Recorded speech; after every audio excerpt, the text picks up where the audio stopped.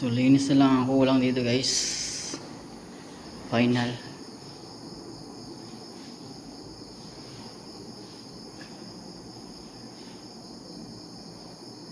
Siguro next week na ang ano to, final bopping.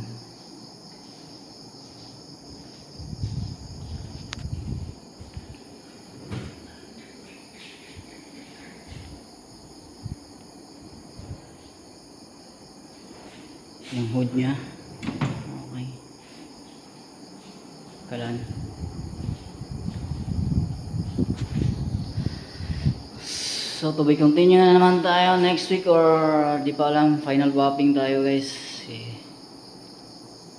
Yan. Dito nga sa Batangas. Kunting punas na lang yan sa di ko alam kayang balikan.